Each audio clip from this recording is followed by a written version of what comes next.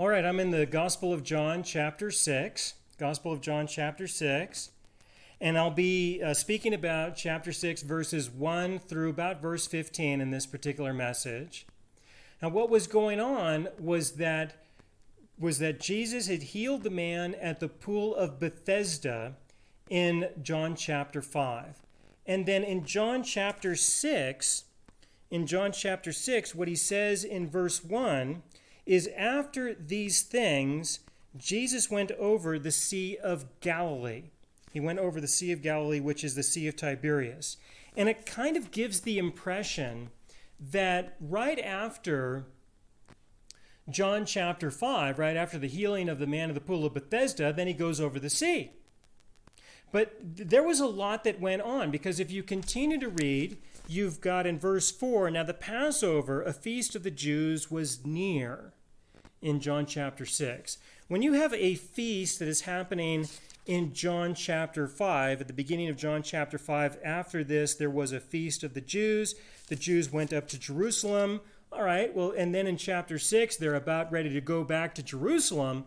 There would have been some time. There would have been some time between these festivals. There was not a lot going on before the Passover, when the Jews would be required to go up to Jerusalem. So there's a big gap in terms of what took place.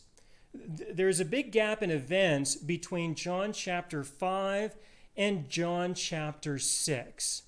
And in this case, I'm going to spend a little bit of time talking about some of the things that happened just before John chapter 6, because I think that they are relevant to understanding what was going on that resulted in the events in John chapter 6. To do this, then, I'm going to have to go to another gospel, which I would rather not do in general. I'm trying to avoid going to other gospels as best I can, because in these messages, I really just want to focus on the Gospel of John. But in this case, this is one of those circumstances when it's better to go somewhere else for just a little bit. In this case, I'm going to go to the Gospel of Luke. The Gospel of Luke, chapter 9. Luke said in the beginning of his Gospel that he wrote it to be in chronological order, to describe the events that happened in order, in sequence.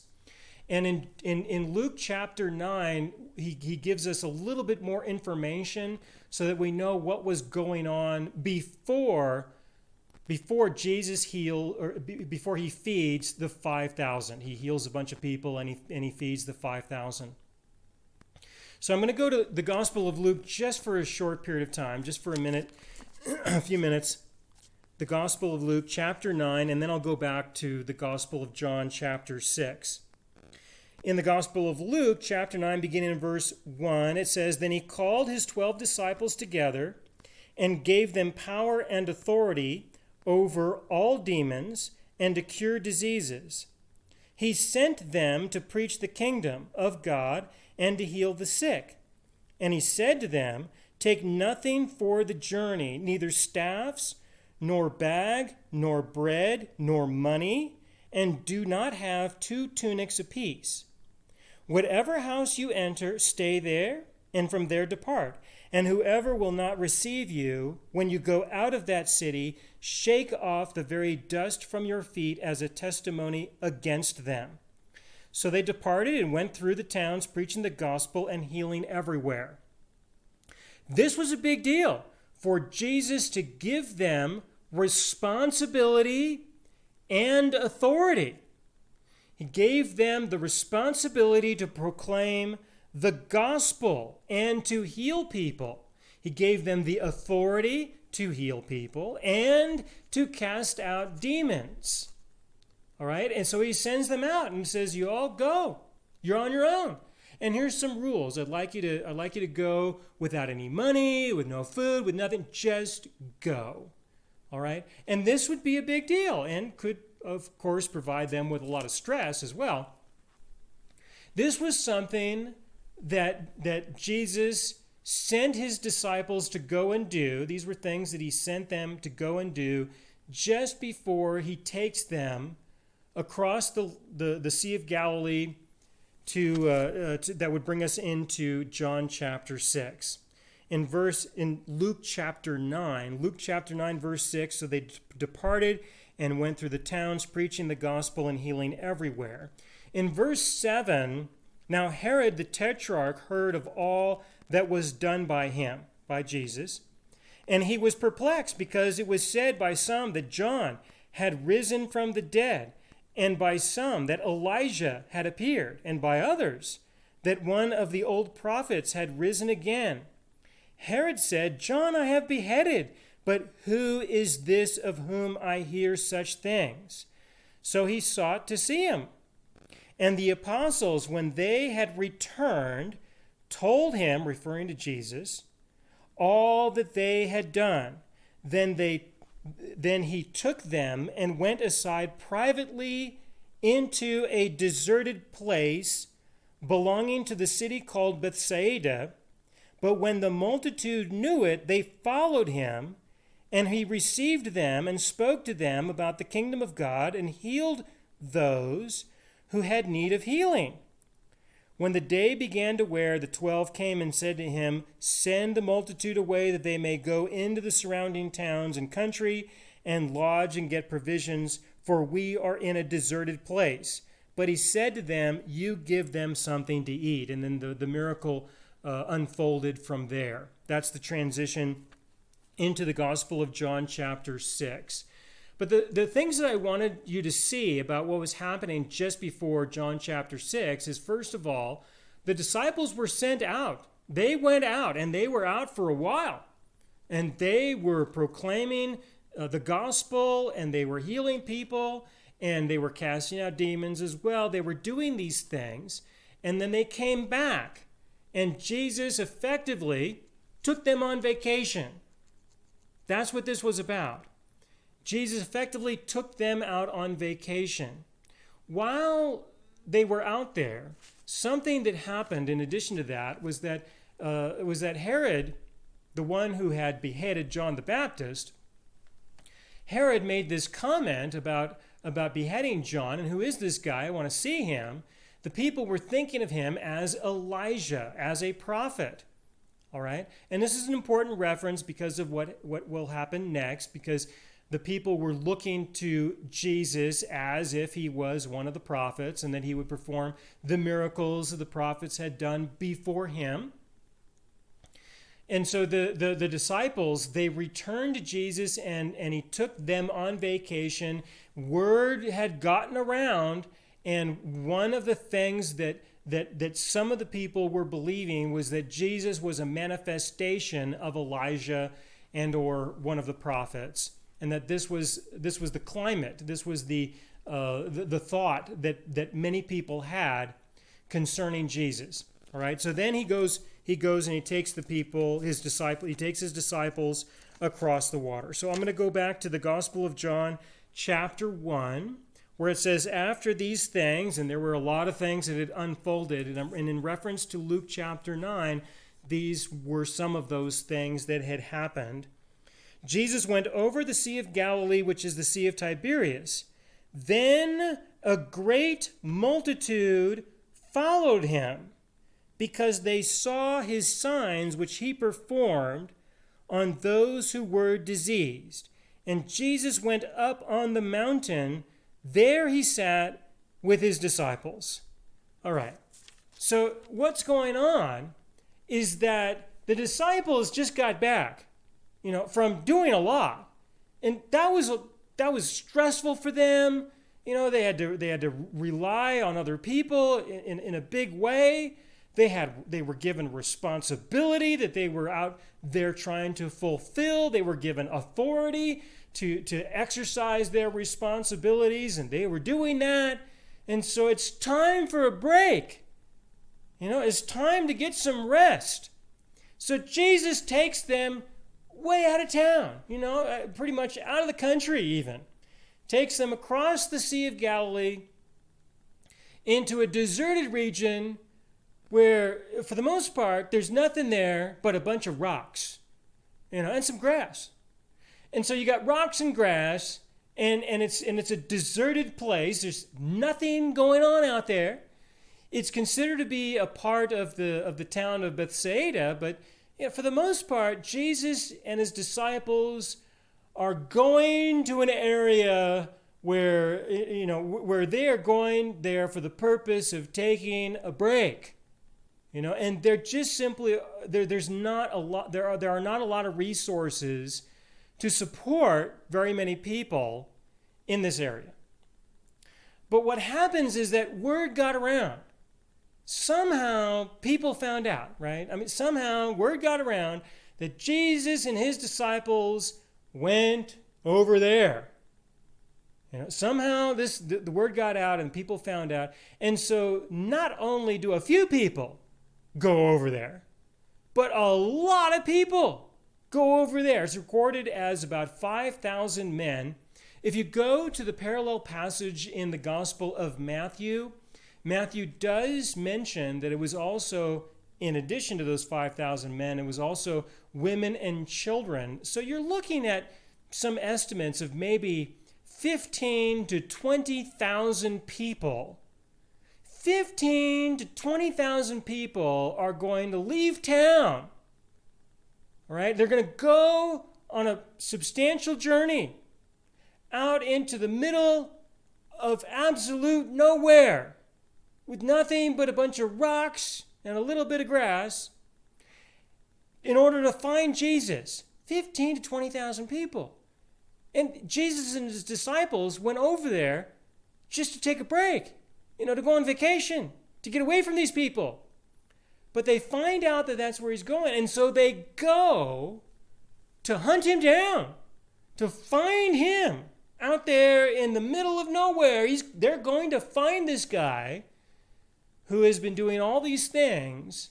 They're going to find him. They're not going to wait for him to come back to town. They're going to go after him. All right, so that's the setting. That's the setting to the beginning of John chapter 6. All right, then in verse 2, then a great multitude followed him because they saw his signs which he performed on those who were diseased. And Jesus went up on the mountain, and there he sat with his disciples. Now the Passover, a feast of the Jews, was near. Then, which means by saying that look, these people, they need to start thinking about going to Jerusalem, which is a long ways from where we are. These people should be thinking about other things. This is not what they should be thinking about doing. They should be thinking about getting their Passover lambs and getting their lives together, getting ready to go to Jerusalem. This is what they ought to be doing, but they're over here instead. In verse 5, then Jesus lifted up his eyes, and seeing the great multitude coming toward him, he said to Philip, "Where shall we buy bread that these may eat?" Okay, now there was a lot that had gone on besides, okay, well, here comes all these people. How are we going to feed all these people? There's a lot more that was going on. As I was reading the Gospel of Luke, they came and he taught them, and he healed people who needed to be healed. All right, the subject of food did not show up right away. Okay, but it did eventually show up. And he said to Philip, then Jesus lifted up his eyes, and seeing a great multitude coming toward him, he said to Philip, "Where shall we buy bread that these may eat?" But this he said to test him, for he himself knew what he would do. Philip answered him, 200 denarii worth of bread is not sufficient for them, that every one of them may have a little. All right, and so he's testing Philip to see how he might respond to this. And there's a lot to be said about the idea of testing Philip. Philip would have some information. He would know about this region, and he would know how much would they be able to obtain, what would it cost. And even if they did have 200 days labor worth of money available, it still wouldn't be enough in order to buy enough bread to feed 15 to 20,000 people. And quite likely, they would not be able to acquire that much. They wouldn't be able to buy that much. There wouldn't be that much available necessarily for them to purchase. So that was effectively what the test was concerning this, in order to show that to show that Philip would know that there was no way that they would be able to feed all these people. This simply would not be possible. In verse 7, Philip answered him, 200 denarii worth of bread is not sufficient for them, that every one of them may have a little.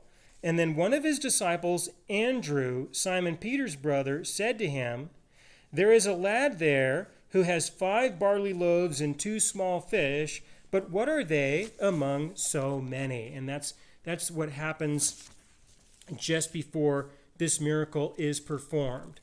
Okay? Now, what's going on is that you've got all these people who are present. And this is just before the Passover. All right? Now, at this time during the year, at this time there would be a lot of barley available. Okay? The Passover was connected with the barley harvest, with when the barley was ready to be harvested. For example, in Jerusalem, the barley would be examined within the proximity of Jerusalem, and they would take the grain off of the barley stalks. They would take the grain and they would parch it with fire, just simply heat it up a little bit, and see if it would completely evaporate or if there would be some grain remaining after they heated it up with fire. And if there was grain remaining, then they would look at the calendar and see, all right, is this the 10th day of the month? Is this the 10th day after the most recent full moon or before? Is it somewhere between the first day of the recent full moon and the 10th day after the full moon? If it is, and the barley is ready to be harvested, then they will ignite signal fires to notify the entire nation that the Passover has finally come, and we have the first month in the Hebrew calendar, and everyone is expected to show up for the Passover. And so if the notification is made on the 10th day of the month, then people would be able to select their Passover lambs on the 10th day of the month, make their way to Jerusalem and present their offering on the 14th day of the month and fulfill the laws of the Passover. If it was the day after, if it was the 11th day, then it would be after the next full moon. The 10th day after the next full moon would be when they selected their Passover lambs. So this is the time when the barley is ready to be harvested. So the people would have access to grain, to barley around the region. It would be somewhat accessible. They could have gone out and gleaned from the fields or gleaned from the region. They would have been able to scrape together, gather together enough barley to be able to sustain themselves just fine. They should have been able to do that during this time of the year. We have this young boy who's got some barley loaves, all right? That's the connection between, this is the time of the Passover, we have these barley loaves, and the people were definitely in this deserted area, but they could have gone around or they could have collected some barley on the way. All right, this was not an absolute crisis. It wasn't as if these people were going to starve to death if Jesus didn't do something. It just would have been inconvenient. It would have required some effort on their part in order to feed themselves. It would have. Okay, so they would have been able to do it just fine. There was enough wild barley that had been blown around, I'm sure, or they could have gleaned from any of the fields that people would have been growing it in. There was plenty of opportunity. The people would be able to acquire the food. It just simply would have been inconvenient. And when you consider that they had spent a lot of time with Jesus on this day, they had spent a lot of time doing two things. The first thing that they were doing is providing him with people who needed to be healed. So he was there healing people. And the other thing was that he was teaching, and they were listening to what he had to say, or at least we will assume that they were listening to what he had to say. So they were doing things with him, and so instead of making provision for themselves, they were engaged in these activities with Jesus, and Jesus decided that he would go ahead and assume some responsibility to provide them with something to eat. This is what was going on. All right. So in the Gospel of John, between verses 1 and verse 7, 1 and 7, we have the scenario where the people end up in this situation where you've got 15 to 20,000 people that found Jesus while he and his disciples were off on vacation.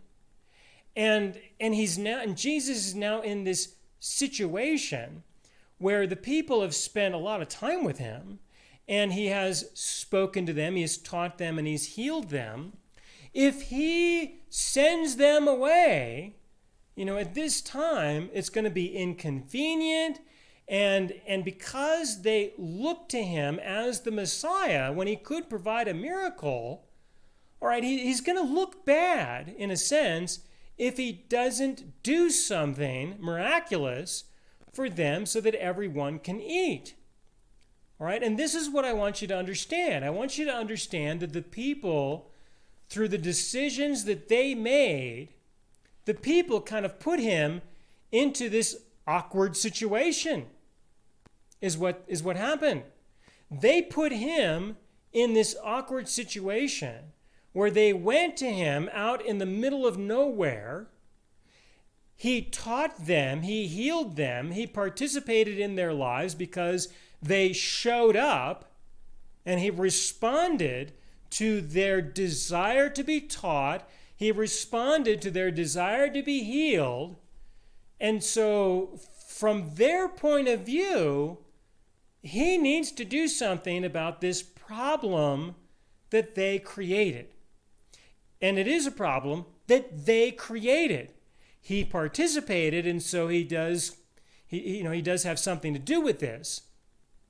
And so what they have done is they've put him in a position where if he doesn't do something, he might kind of look bad, all right? And so what this really is this is a manipulation. That's the correct word to use for this situation. It was a manipulation by 15 to 20,000 people, 5,000 men. It was a manipulation to put Jesus kind of in this situation, kind of put him in this corner where he's going to have to do something for these people. All right? And so he decides to go ahead and do it. He decides to go ahead and provide them with something to eat. Now, as I mentioned in the Gospel of Luke with regards to Herod and the belief of the people at that time, the people were looking to Jesus as if he was one of the prophets, and they referred to Elijah as one of the prophets. And so thinking about Jesus as being maybe one of the prophets, maybe he'll do one of the miracles that one of the prophets did. And there was a miracle that was done by Elisha. Elisha, the prophet, who was the successor of Elijah. There was a miracle that was done by Elisha that the people could have related to in this circumstance. And this is found in 2 Kings. I'm going to take a minute to go to 2 Kings chapter 4, beginning in verse 42. 2 Kings chapter 4, because this is related. I think this is very well related to what's happening here. 2 Kings chapter 4, beginning in verse 42, it says, "Then a man came from Baal Shalisha," however that's pronounced. I'm looking at this in English. It's easier for me to pronounce if I see it in Hebrew, but I'm looking at English at the moment. "And brought the man of God bread of the first fruits, 20 loaves of barley bread, and newly ripened grain in his knapsack. And he said, 'Give it to the people that they may eat.' But his servant said, what? Shall I set this before 100 men? He said again, give it to the people, that they may eat. For thus says the Lord, they shall eat and have some left over. So he set it before them, and they ate and had some left over, according to the word of the Lord. This is 2 Kings chapter 4, verses 42 to 44, a miracle of the prophet Elisha, who was the successor of the prophet Elijah. All right? And this miracle with regards to the barley grain and the barley bread, this miracle is the same kind of miracle that Jesus is about to perform. It's the same kind of thing. So I wanted you to see from Luke chapter 9 that the people were looking to Jesus as a prophet, like Elijah. This miracle was done by his successor Elisha, but the connection is very close. And so in John chapter 6, in the Gospel of John chapter 6, this is the attitude of the people, that Jesus is the Messiah, Jesus is the prophet, and if he is, then what do prophets do, right? I mean, what do they do? Well, they produce food and provide people with food. That's what they do. You know, they heal the sick, they can cast out demons, they do things for us. That's what the prophets do. That's what the Messiah is for. The Messiah, the King of Israel, exists for the purpose of doing things for the people, for us, for the people. And so you've got 15 to 20,000 people who go and find Jesus out in the middle of absolute nowhere, putting themselves into a situation where they are definitely going to need him to do something for them.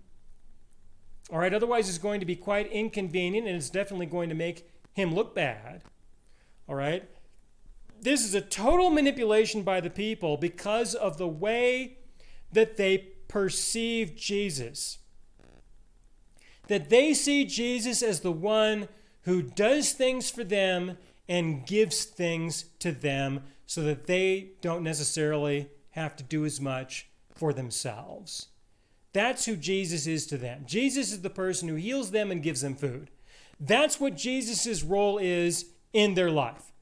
If you were to ask a person, do you like Jesus? They would say, well, of course I do, because he gives me food and he'll heal me if I get sick. And if he doesn't, well, then he's no good. He's a bad person, and I don't want to have anything to do with him at all. So he'd better do these things, or I'm going to say that he is not good, he is not of God, that sort of stuff. It's a form of extortion. This is total manipulation and extortion by all of these people when Jesus and his disciples just want to go and take a break and go on vacation for a little bit. This is what they get. All right?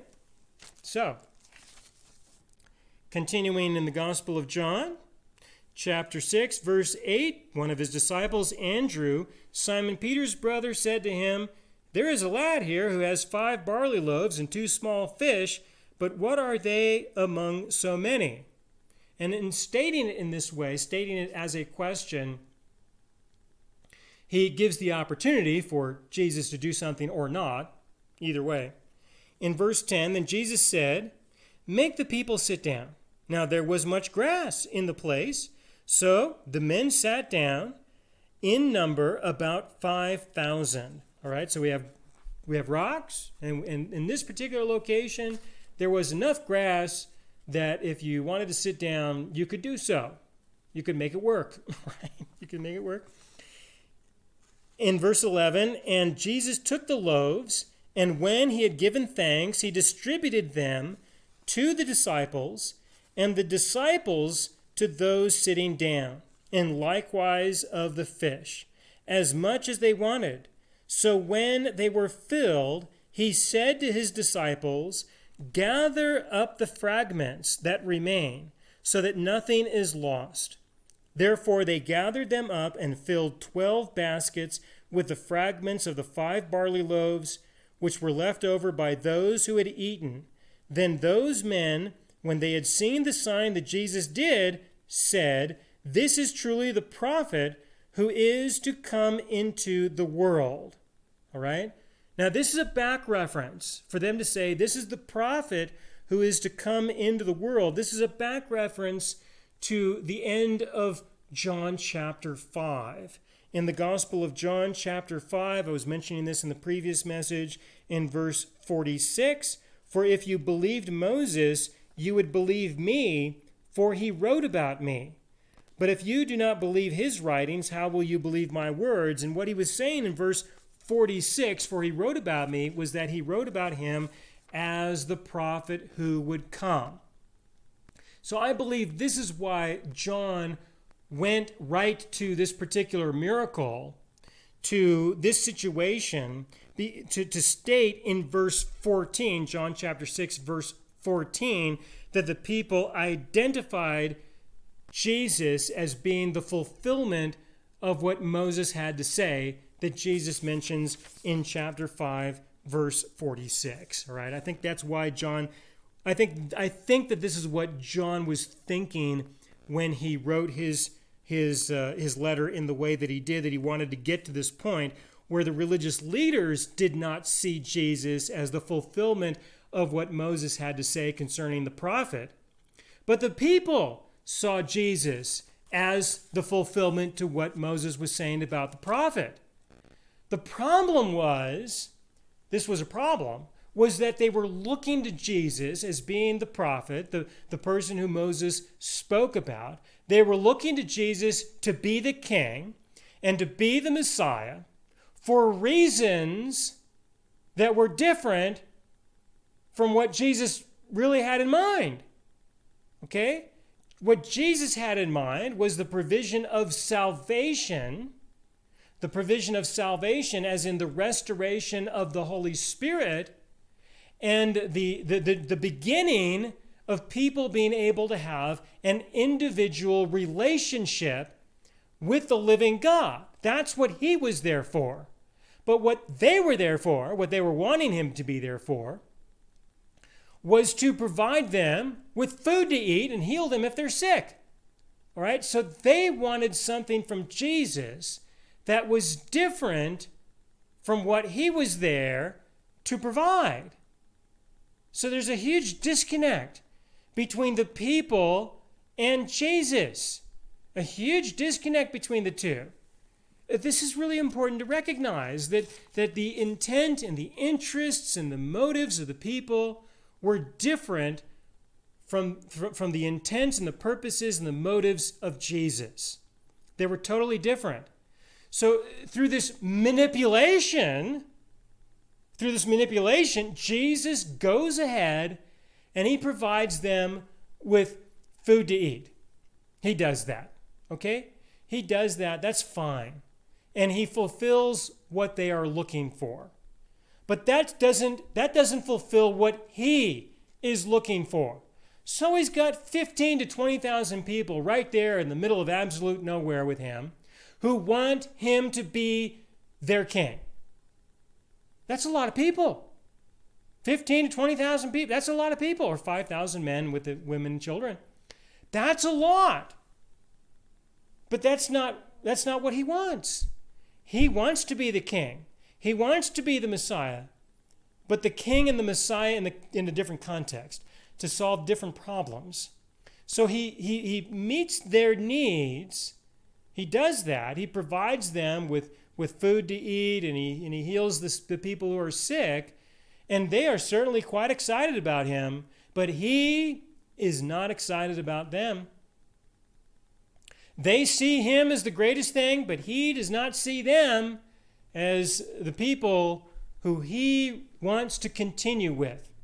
In fact, he did not invite them over there to begin with. He was wanting to just take a break and go on vacation. And then they just show up in his life and manipulate him like this. All right? And so what does he do? After he provides them with food, in verse 15, therefore, when Jesus perceived that they were about to come and take him by force to make him king, he departed again to the mountain by himself alone.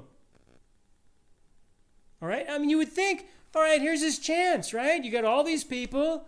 They want to make him king. They're going to do it by force. All right, now, what are they thinking? They're going to do this by force. They could probably tell that he's hesitating, that he's not necessarily going to take on this role, but don't worry, they'll do it.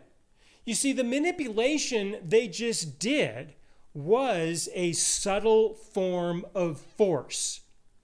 For them to travel out there, to show up there, to do what they did, and to be hungry, to put themselves into a situation where they are going to suffer if he doesn't do something, is a form of force.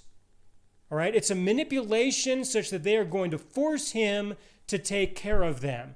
And so to go to the next level of forcing him to be king is just a continuation of their exercise of force. It is an escalation of force. Manipulation is a subtle form of force upon another person. To go and make him king is an escalation of force. And what's that going to look like? If they seize him and make him king, what does that mean? Does that mean he's the king as he wants to be king? Oh, no. He's the king as they want him to be king. That's the kind of king that he's going to be, right? They're going to make him into that kind of a king. And he's not going to be able to get away from them because they have seized him. He is their prisoner. That's what he is. He's their prisoner. And they have needs. They can get hungry. And he can produce some food. It doesn't require a lot of effort on his part, apparently. Just do a miracle. There you go.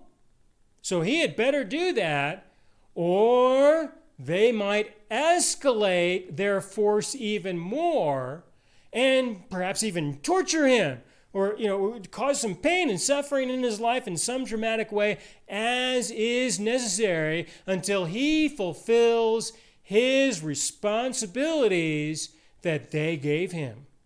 They gave him the responsibilities of making sure that they have plenty of food to eat without them having to go out and get it for themselves.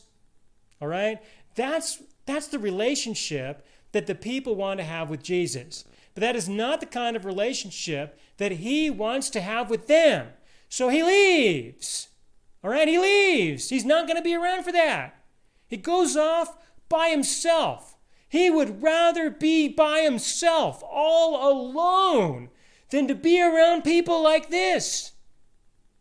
Again, Jesus would much rather go off and be by himself, all alone, than to be around people like this. And I want you to think about that a lot. Not just now, but in the days to come, and the weeks and months and years to come. You think about this, because you will encounter people in your life who will think about Jesus and think about the things of God. And you should ask the question, what kind of a God do you want? What kind of a Messiah do you want? Who do you want Jesus to be in your life? What kind of a relationship do you want to have with him? And you will find people who will intentionally do self-destructive things, who will intentionally not feed themselves, not do the work for themselves, not take care of themselves when they could very well do that, and will instead do self-destructive things, put themselves into circumstances where they're going to suffer if God doesn't intervene and do something. You will encounter people like this who want to have a relationship with God, who want to have a relationship with Jesus that's like this, that's who he is to them. That he's this kind of person who just heals them when they're sick and makes sure that they have everything they need for their lives.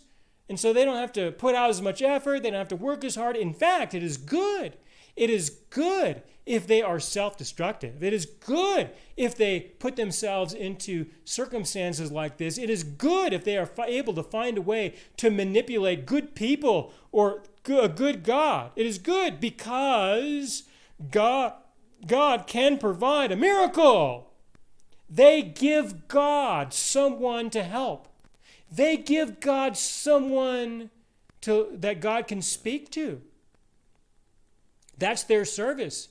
I will give God someone to speak to. I will do that. I will give him someone who will listen to him. I will give him someone who he can do miracles for. And because I do this, he will owe me. And you would think that, well, he just gave you a bunch of food. Oh, no. I provided him with the service of giving him someone to perform a miracle for, and so he performed the miracle, all right? And sure, I received something, but that's not the real benefit. You see, I just made God look really good. I did. I made him look like a good person by providing him with someone to help, so now he owes me. There are people who think this way. A lot of people think this way. All right, I know this. I've encountered people like this all my life. All right, I still know people like this. There are people. I am confident that you will find people who really think this way. They're not going to tell you that this is how they think. But you wait long enough, if you're patient enough, and if you pay close enough attention, you will see that there are people like this, all right? And maybe you yourself struggle with some of these issues. And if you do, then consider this to be an opportunity to revisit this topic and to think about the fact that maybe you would like to have a relationship with God, but he doesn't really want to have that kind of a relationship with you. And this is serious, all right? Because I want you to understand that if you are relating to him in this way, that you should make this adjustment. You should make a change because you have a God who would just as soon go be by himself than to be around someone like yourself. All right? And I don't want to say this so you feel condemned or you feel guilty or anything like that, or you feel bad. I'm saying this because I want you to enter in to the kind of relationship that he wants to have with you. That there could very well be a difference between the kind of relationship that you want to have with him and he wants to have with you. And folks, I'm going to tell you, the one that he wants to have with you, that's what he is willing to have with you. You're not going to be able to force him or manipulate him into having the kind of relationship that you want him to have. He's just going to be by himself. And so if you find yourself in a circumstance where you kind of feel like he's off by himself somewhere, he's not with you, chances are that this could be one of those issues, all right, that you are looking to him to have a relationship with you that he's just not willing to have, all right? And so Jesus goes by himself. In verse 15, again, therefore, when Jesus perceived that they were about to come and take him by force to make him king, he departed again to the mountain by himself alone. Now when evening came, his disciples went down to the sea, got into the boat, and went over the sea toward Capernaum. So Jesus effectively sent his disciples away. Effectively. He said, look, I'm going to go out here into the wilderness by myself. You go get into the boat and go to Capernaum. All right? You guys go to Capernaum, and I'm going to go over here. Why would he do it that way? Well, you've got 15 to 20,000 people who want to seize Jesus, make him their prisoner, all right, and assert him as the Messianic king. He's not going to be able to just easily get away from 15 to 20,000 people, from 5,000 men. He's not going to be able to easily do that. So he has a problem to solve. The way that he solves it is he sends his disciples by themselves, because the people are not going to seize the disciples. sends them away in the boat. They could see the disciples get into the boat and leave without Jesus. They get in the boat and they go out to sea, to the Sea of Galilee, all right? So the disciples can get away. Jesus goes by himself out to the wilderness in the other direction probably. And so the people will stay there because they want to seize Jesus and make him king. So the people were waiting there for Jesus, because if Jesus is going to go and connect with his disciples again, he's going to go by land. He's not going to go by water. And 5,000 men can cover the whole region, cover all the routes, all the trails and roads, so that Jesus is not going to be able to go and connect with his disciples easily. He's not going to be able to do that without the people spotting him, seeing him, so that they can go rush and capture him and make him king. All right, and that's what's going on. So I will proceed into the next message and explain what Jesus does in order to get away from all these people who want to seize him. All right, so that's where I'm going to pause here for this particular message. I'm going to pause here. I got a question for those of you who are using this for your small groups, something that you guys can consider. What are your experiences and stories about people wanting a Messiah who is different from Jesus? Okay, what are your experiences and stories that you may be able to say about the people who you have known, or even yourself, when you thought about Jesus as being a Messiah, but your thought about him being the Messiah is different from who he really is? You know, I think that this is a good topic to have a conversation about. It is very important because when you are speaking with others about Jesus, this is a barrier that exists and makes it difficult for them to embrace him for who he is, because they want a different Messiah. Who is the Messiah that they want? What do they really want him to do that he's not going to do, that he may not do? You know, and because of this disconnect between who he is and who people want him to be, because of this separation, because of this difference, people find it very difficult to embrace him for who he is. And this needs to be talked about. This is something that people need to be aware of. This is something that people need to consider. All right, I feel that it is very important to have a conversation about this and to talk about these issues. It can make you much more effective as you speak to others. And it can also help you to refine some of the things that you believe so that you may be able to set aside some of the barriers that may exist between you and the Lord, because you're looking to him in a way that he's not willing to participate in. All right, so I will close with this particular message here and continue into what Jesus does in John chapter 6, beginning in verse 16 in the next message. All right, thank you.